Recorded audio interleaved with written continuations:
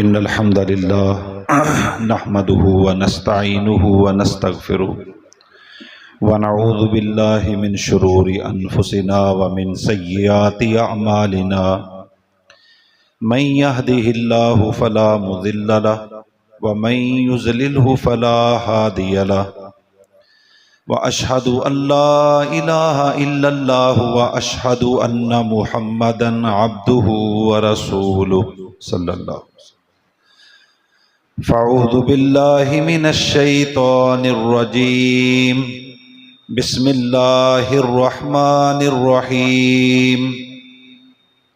يا أيها الذين آمنوا اتقوا الله حق تقاته ولا تموتن إلا وأنتم مسلمون.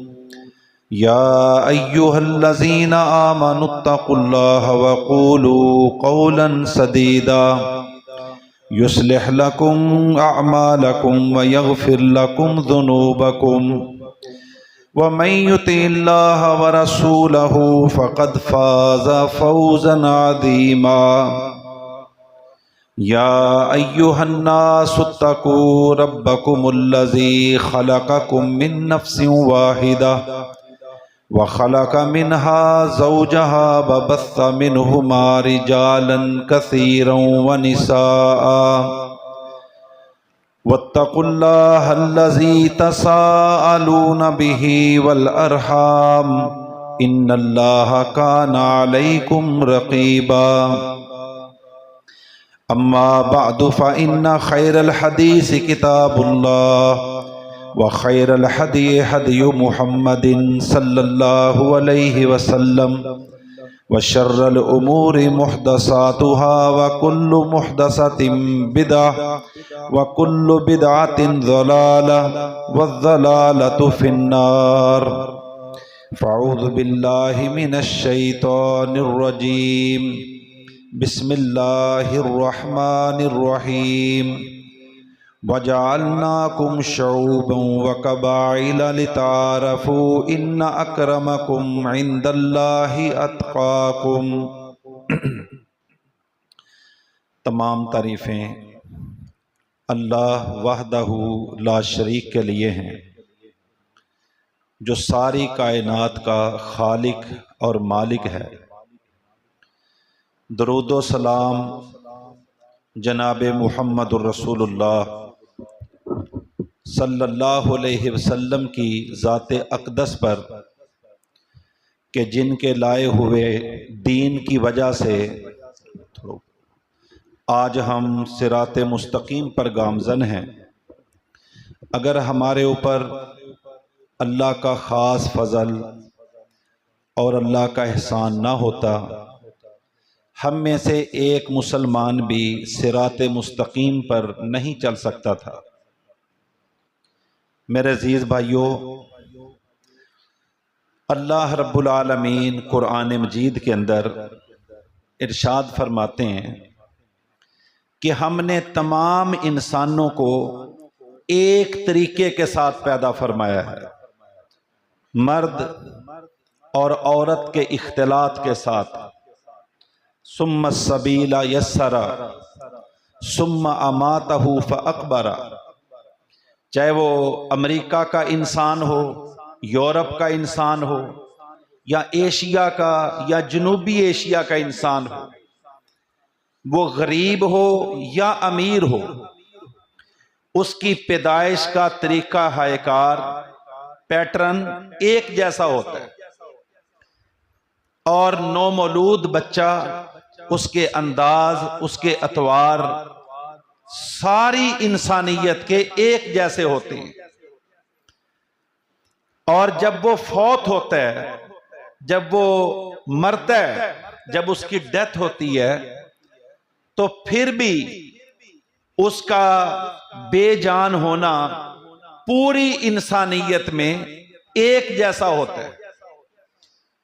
میرے عزیز بھائیوں، جب بھی انسان کسی گھر میں، کسی خاندان میں پیدا ہوتا ہے، پیدا ہونے سے پہلے اللہ نے کسی انسان کے ساتھ کبھی مشورہ نہیں کیا کہ تو کس خاندان میں پیدا ہوگا، امیر خاندان میں جانا چاہتا ہے یا غریب خاندان میں جانا چاہتا ہے، تو جھونپڑے کے اندر رہنا چاہتا ہے یا محل کے اندر تو زیادہ خوش رہے گا، تو کس صحرا کے اندر رہے گا، بیابان کے اندر یا نخلستان کے اندر، تو کہاں رہنا چاہتا ہے؟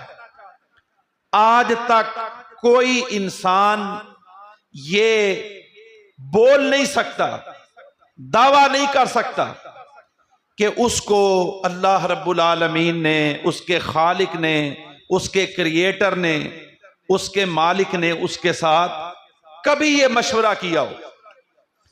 اور انسان کی تخلیق ہو جاتی ہے، انسان پیدا ہو جاتا ہے دنیا میں، پھر اس کی پہچان کے لیے، اس کو ریکگنائز کرنے کے لیے، اس کو مینج کرنے کے لیے، اس کا پتہ، اس کا ایڈریس اور اس کی شناختی علامات اور اس کی ایڈنٹیٹی اور اس کی شناخت کو واضح کرنے کے لیے اللہ نے خطے بنائے، اللہ نے ملک بنائے، اللہ نے رنگ بنائے، اللہ نے نسلیں بنائیں، اللہ نے قومیں بنائیں، اللہ نے قبیلے بنائے، اللہ نے انسانیت کے اندر یہ تعارفی انٹروڈکٹری پارٹیشن فرمائی۔ اس کا مقصد کیا تھا؟ لِتَعَارَفُوا، تاکہ آسانی کے ساتھ آپ اس کو ریکگنائز کر سکو، پہچان سکو کہ یہ ہے کون ہے، کہاں کا ہے۔ ایک چھوٹی سی بات کہنے کے ساتھ بہت ساری چیزیں سمجھ آ جائیں۔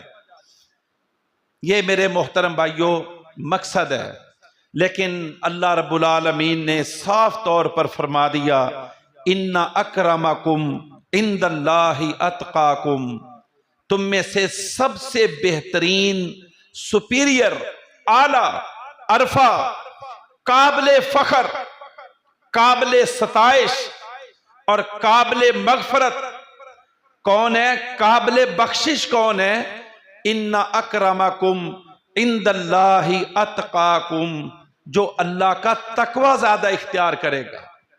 نجات کا انحصار، مغفرت کا انحصار رنگ کی بنیاد پر نہیں ہے، اس کا انحصار قوم کی بنیاد پر نہیں ہے، اس کا انحصار نسبت کی بنیاد پر نہیں ہے، نجات کا انحصار نسب کی بنیاد پر نہیں ہے، شہر کی بنیاد پر نہیں ہے، یا بر اعظم یا خطے کی بنیاد پر نہیں ہے، اس کا انحصار کسی کی قربت کی بنیاد پر نہیں ہے، کسی کے نیبرہڈ کی بنیاد پر نہیں ہے، بلکہ نجات، مغفرت، کامیابی اور کامرانی کا ڈیپینڈ جو ہے ان اکرمکم عند اللہ اتقاکم، اس بنیاد پر ہے کہ اللہ کے قریب یہ انسان کتنا زیادہ ہے، یہ اللہ کے نبی محمد صلی اللہ علیہ وسلم کو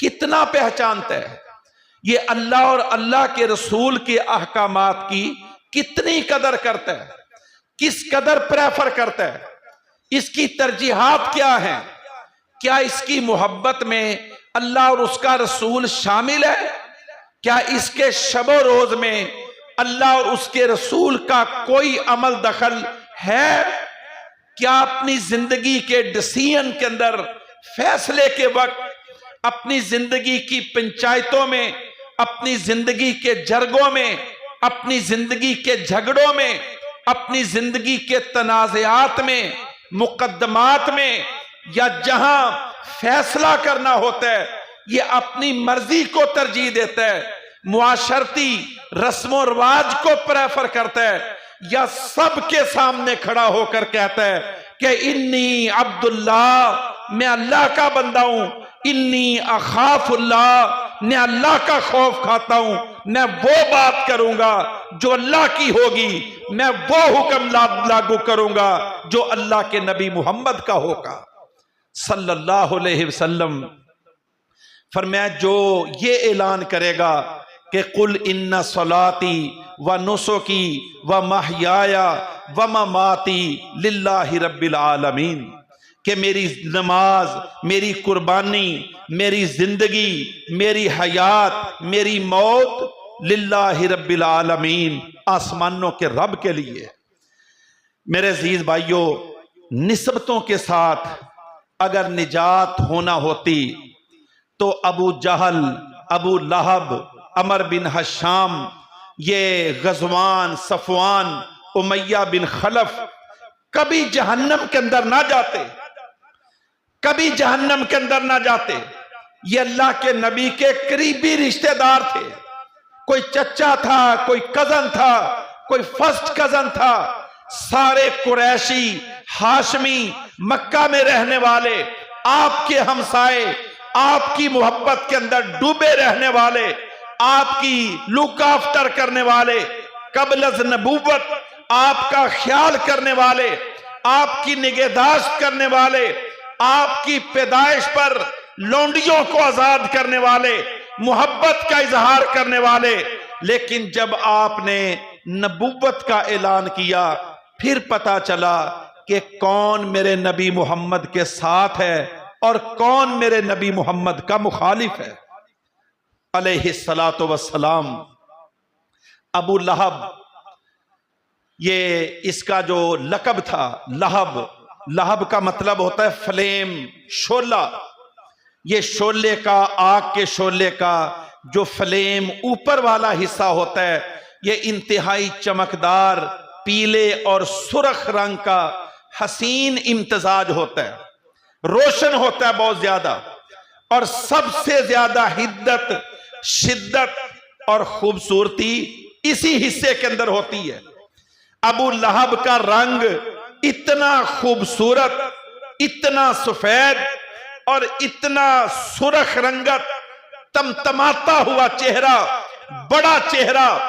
بڑا جسہ اور بڑا روشن چہرہ، لیکن نبی کا چچا بھی ہے، رشتہ دار بھی ہے، ہاشمی بھی ہے، قریشی بھی ہے، نسبت بھی بہت زیادہ ہے، لیکن ایمان کو قبول نہیں کیا، ایمان کو ایمان لے کر نہیں آیا، اللہ کے نبی کا کلمہ نہیں پڑھا۔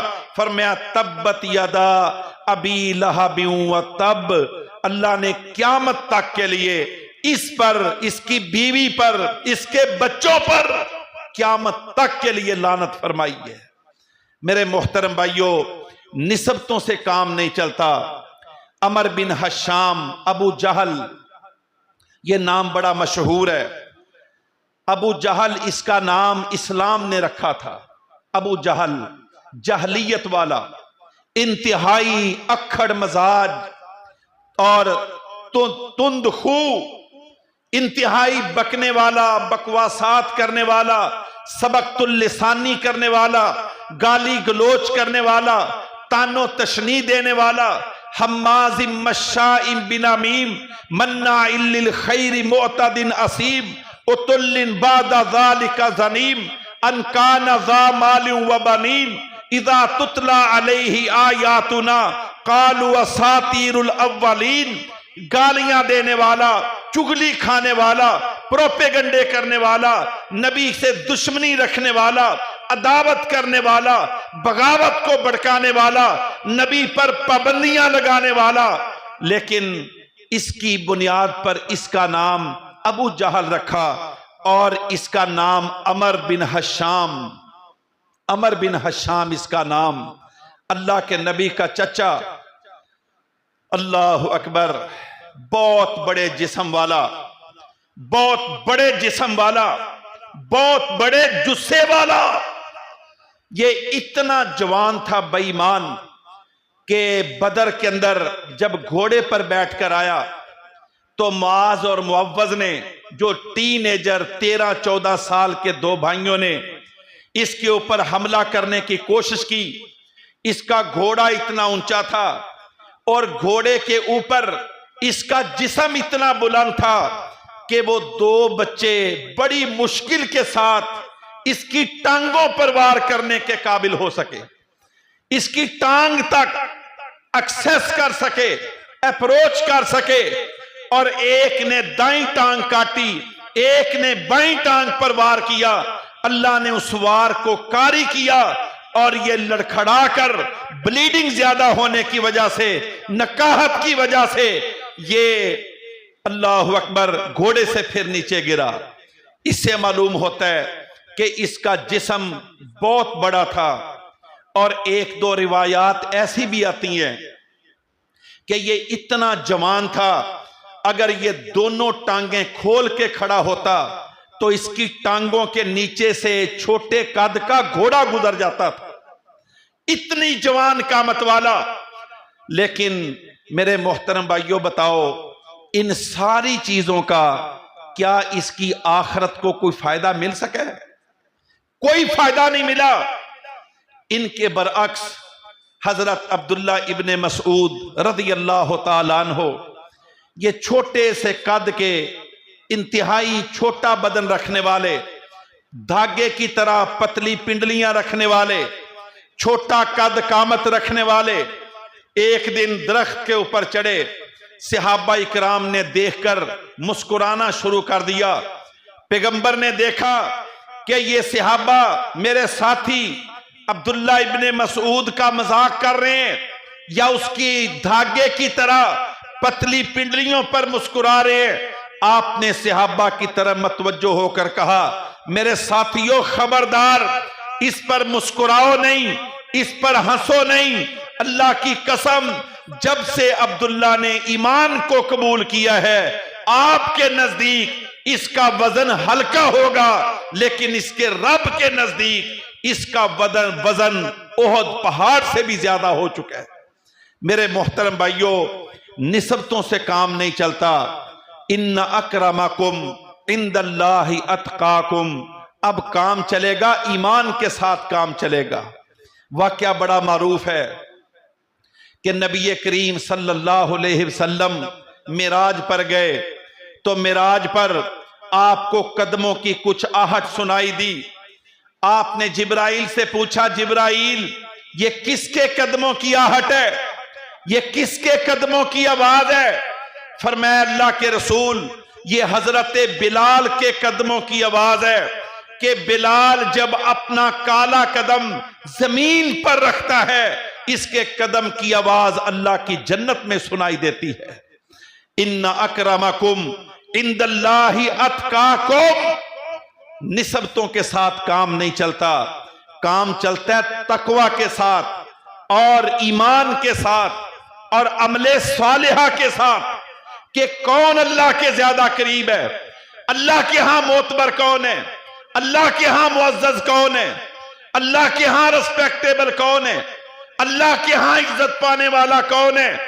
دنیا کے معیار اللہ کے ہاں ویلڈ نہیں ہیں، جو ہمارے معیار ہیں یاد رکھ لو وہ رب کے معیار نہیں ہیں۔ جب تک ہم اپنے معیاروں کو رب کے معیار کے تابع نہیں کریں گے، اس وقت تک معاشرے سے ایرسٹوکریسی کا سسٹم کبھی ختم نہیں ہو سکتا۔ یہ ذات پات کا سسٹم، یہ اونچ نیچ کا سسٹم، جس کے پاس دولت ہے وہ ہمارے معاشروں میں معتبر سمجھا جاتا ہے، جس کے پاس بڑی گاڑی ہے اس کو معتبر سمجھا جاتا ہے، جس کے پاس جائیداد زیادہ ہے اس کو معتبر سمجھا جاتا ہے، جس کے پاس خوبصورتی زیادہ ہے اس کو زیادہ کریڈیبل گردانا جاتا ہے، جس کے پاس دنیاوی تعلیم زیادہ ہے چاہے وہ پرلے درجے کا کرپٹ ہو اس کی رسپیکٹ زیادہ کی جاتی ہے، جس کے پاس عہدہ بڑا ہوتا ہے اس کے ڈر اور خوف کی وجہ سے اس کی عزت جانی جاتی ہے، جبکہ میرے رب کے ہاں یہ کوئی معیار نہیں ہے۔ رب نے اپنا معیار صاف طور پر بیان کر دیا ہے کہ ان اکرمکم عند اللہ اتقاکم، اللہ کے ہاں بہترین سپیریئر اعلیٰ وہ ہے کہ جو اللہ کے تقوی کے زیادہ قریب ہے۔ میرے محترم بھائیوں، آج دنیا میں ریسزم بہت زیادہ ہے، نسل پرستی، کہ وہ کالے رنگ کا ہے وہ گورے رنگ کا ہے۔ قربان جائیں اپنے نبی محمد کی شان پر، اللہ اکبر صلی اللہ علیہ وسلم۔ یقین کریں آج کسی یونیورسٹی کے اندر پڑھنے والے نوجوان کو پوچھو ریسزم کیا ہوتی ہے، اس کو اس کا علم نہیں ہے۔ لیکن آج سے 1450 سال پہلے آخری خطبہ حجۃ الوداع کے اندر ہمارے پیغمبر نے فرمایا لوگوں سن لو، کسی کالے کو گورے پر، کسی گورے کو کالے پر، کسی عربی کو اجمی پر، کسی عربی کو اجمی پر، کسی اجمی کو عربی پر کوئی فوقیت نہیں۔ جاؤ امریکہ کو دیکھو، برطانیہ کو دیکھو، سوئٹزرلینڈ کو دیکھو، اور ڈنمارک کو دیکھو، کینیڈا کو دیکھو، اور یہ سارے شمالی جنوبی امریکہ کے ممالک کو دیکھو، یہاں سب سے زیادہ قتل عام اگر کسی بنیاد پر ہوتا ہے تو نسل پرستی کی وجہ پر ہوتا ہے۔ امریکہ کا وائٹ ہاؤس، ہمارے لوگ سمجھتے ہیں کہ شاید اس کا نام وائٹ اس لیے ہے، میں نے یہ گجرانوالہ کے اندر دیکھا کہ ایک بندے نے گھر بنا کر اوپر سفید چونا کروا کے لکھا ہوا ہے وائٹ ہاؤس ہے۔ یہ ہمارے شعور کی بات میں بتا رہا ہوں۔ ہم سمجھتے ہیں کہ سفید چونا جس بلڈنگ پر ہوگا اس کا نام وائٹ ہاؤس رکھا جا سکتا ہے، ایسی بات نہیں ہے۔ وہ وائٹ اور بلیک، وہاں ریسیزم ہے۔ امریکیوں نے وائٹ ہاؤس کا نام وائٹ ہاؤس اس لیے رکھا ہوا ہے کہ اس وائٹ ہاؤس کے اندر جو بھی صدر بن کر آئے گا وہ نسلی لحاظ سے گورا ہوگا، گورا، کالا نہیں ہوگا، اس لیے اس کا نام وائٹ رکھا گیا ہے۔ لوگ کہیں گے اوباما کیوں آیا ہے؟ اوباما تو بلیک تھا، وہ کیوں آیا ہے؟ اوباما کے آنے کی بنیاد یہ نہیں تھی۔ امریکہ پھنسا ہوا تھا، جنگوں کے اندر انگیز تھا، افغانستان کے اندر اس کا برکس نکلا ہوا تھا اور بش ناکام ہو گیا تھا۔ جارج واکر بش گھٹنے ٹیکنے کو تیار بیٹھا تھا، امریکہ روبہ زوال تھا، اور اس نے کھڑے ہو کر اپنی ڈیبیٹ میں کہا کہ میں وعدہ کرتا ہوں، میں اپنے دعوے کو اپروو کر سکتا ہوں کہ ان کرائسز اور بحرانوں سے، اس ڈیفسٹ اور نقصان سے اگر امریکہ کو کوئی نکال سکتا ہے تو اوباما نکال سکتا ہے۔ وہ مثال مشہور ہے کہ مشکل کے اندر لوگ گدھے کو بھی باپ بنا لیتے ہیں، مشکل میں لوگ گدھوں کو بھی باپ بنا لیتے ہیں۔ پھر امریکہ نے اپنے قانون کے اندر امینڈمنٹ کی، تبدیلی کی، ترمیم لائی گئی کہ ٹھیک ہے امریکہ کو اس وقت مشکل درپیش ہے، اگر کوئی کالا امریکہ کو بچا سکتا ہے تو ہم کالے کو لانے کو بھی تیار ہیں۔ آپ کو پتہ ہے 20 لاکھ امریکیوں نے اس کا جشن منایا کہ ہمیں اوباما بچائے گا، کالا بچائے گا، اور یہ کالی نسل والا بچائے گا۔ پھر وہاں اوباما آیا، ورنہ امریکہ کے قانون کے اندر، وائٹ ہاؤس کے اندر کوئی کالا پریزیڈنٹ داخل ہو ہی نہیں سکتا۔ یہ دنیا میں برابری کی بات کرنے والے، مساوات کی بات کرنے والے، تحمل کی بات کرنے والے، یہ ان کا اصلی چہرہ دیکھو، کتنا خوفناک، کتنا بھیانک۔ اور امریکہ میں کالے اور گورے آج بھی ایک دوسرے کے دشمن سمجھے جاتے ہیں، ایک دوسرے کو قتل کرنے والے، چوری کرنے والے، ڈکیتیاں کرنے والے اور نوکریاں دیتے ہوئے دیکھا جاتا ہے۔ اگر اس کی جگہ پر کوئی گورا موجود ہے تو وائٹ کو نوکری دی جائے گی، وائٹ کو کموڈیٹ کیا جائے گا اور کالے کو سیکنڈری رکھا جائے گا۔ اس کو ریسزم کہتے ہیں، نسل پرستی کہتے ہیں۔ میرے محترم بھائیو، ہمارے نبی محمد صلی اللہ علیہ وسلم نے اس چیز کا خاتمہ فرما دیا۔ اللہ اکبر۔ جناب عمر 22 لاکھ مربع میل کے حکمران ہیں، بڑا جاہو جلال ہے، بڑا روب دبدبا، اتنا روب اور دبدبا تھا کہ حضرت عباس رضی اللہ تعالیٰ عنہ نبی کریم کے چچا کہتے ہیں میں نے عمر سے ایک مشورہ کرنا تھا، لیکن کہتے ہیں ان کا جاہو جلال، ان کا روب، ایمان کا دبدبہ اتنا زیادہ تھا کہ میں 1 سال تک سوچو بچار کرتا رہا کہ عمر سے یہ بات کروں کہ نہ کروں۔ اللہ اکبر۔ عمر اندر بیٹھے ہیں، کام کر رہے ہیں، باہر دستک ہوئی، جو خادم تھا پیغام لے کر آیا کہ یا سیدی یا امیر المومنین۔ ابو سفیان آیا، ابو سفیان مکہ کا سردار، مسلمان مومن، اللہ کے نبی کا رشتہ دار، فتح مکہ کے وقت ایمان کو قبول کرنے والے ابو سفیان آئے۔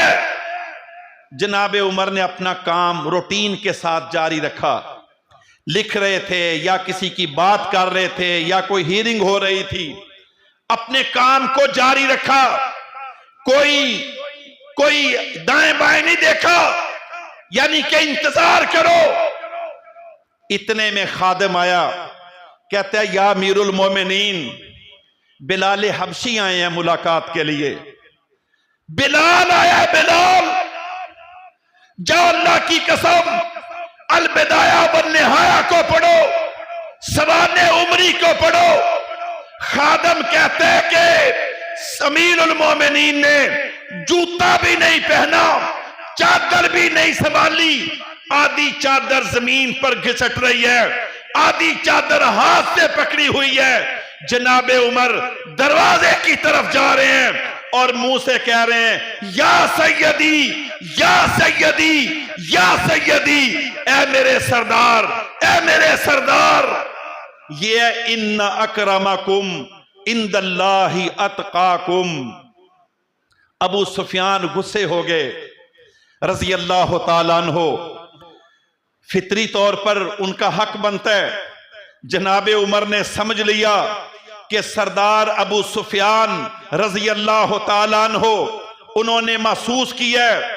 فرمایا ابو سفیان پریشان نہ ہو، یہ وہ بلال ہے جس کے اوپر تو بھی ظلم کرتا تھا، میں بھی ظلم کرتا تھا، تو بھی اس کو پتھر مارتا تھا، میں بھی اس کو تکلیفیں دیتا تھا، لیکن ہم سب کے ظلموں کی موجودگی کے اندر یہ کہتا تھا اللہ احد، اللہ احد یا سیدی۔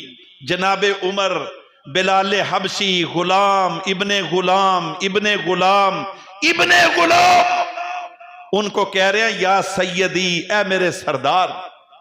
یہ اسلامک سوسائٹی تھی، یہ اسلامی معاشرہ تھا، یہ ہمارا میٹیریلزم والا معاشرہ نہیں تھا جہاں دین آج سیکنڈری ہو چکا ہے، دین آج ثانوی حیثیت اختیار کر چکا ہے۔ میرے محترم بھائیوں، دوبارہ ہمیں اپنی اصلیت کی طرف، اپنی حیثیت کی طرف اور اسلام کی طرف، دین کی طرف انشاءاللہ ہمیں لوٹنا پڑے گا تاکہ معاشرے میں امن، آشتی اور عدل کا نظام قائم کیا جا سکے۔ ان اکرمکم عند اللہ اتقاکم، اور اللہ کے قرب کو پریفر کیا جا سکے، تقوی کو پرموٹ کیا جا سکے، تقوی کو انکرج کیا جا سکے، پرہیزگاری کو پھیلایا جا سکے، اور ایسے معاشرے کو بلڈ اپ کرنا یہ اس وقت ہوگا جب ہم سب اس کے اندر اپنا کردار ادا کریں گے۔ وما علینا الا البلاغ المبین۔